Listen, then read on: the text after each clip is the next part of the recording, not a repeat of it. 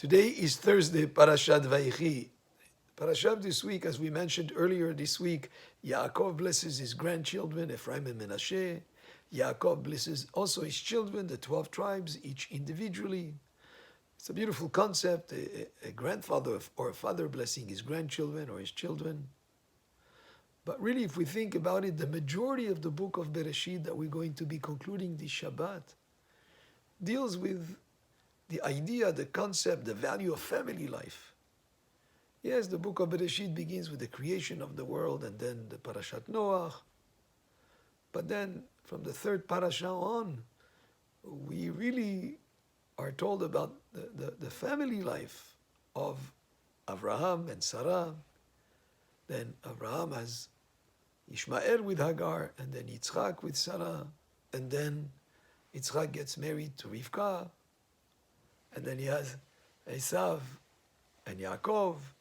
Then Yaakov has his 12 children. Then there is this kind of a sibling rivalry between Yosef and his brothers.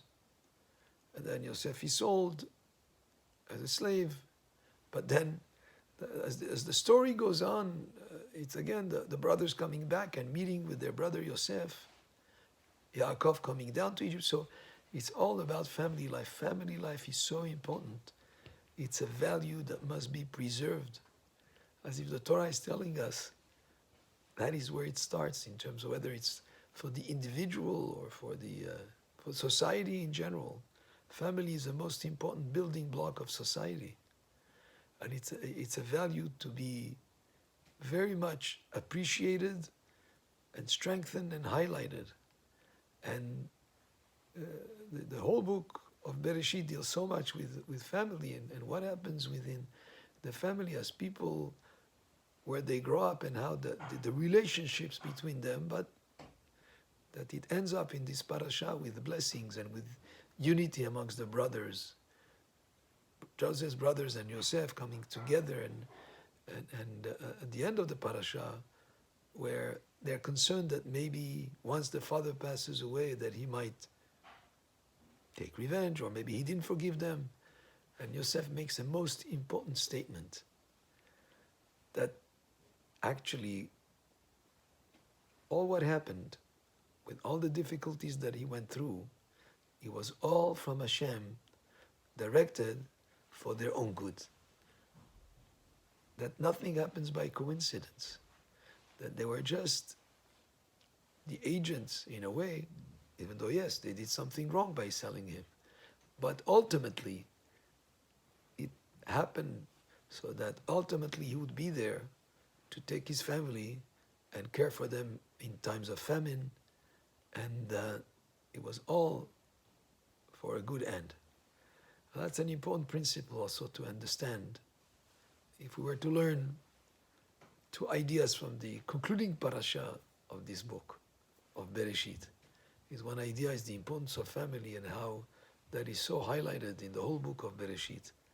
But most importantly, that nothing happens by coincidence. Yosef being sold as a slave was just part of a master plan to make it so that he would end up being the viceroy in Egypt, the second command of all of the country of Egypt. And yes, he went through all sorts of difficulties on the way there.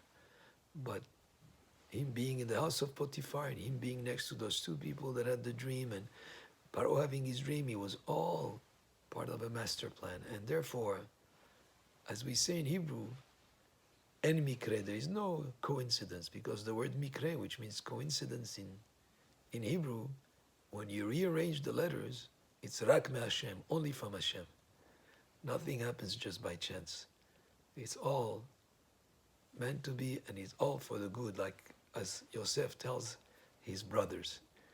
You thought that you did something that was very bad, but actually there was a silver lining there.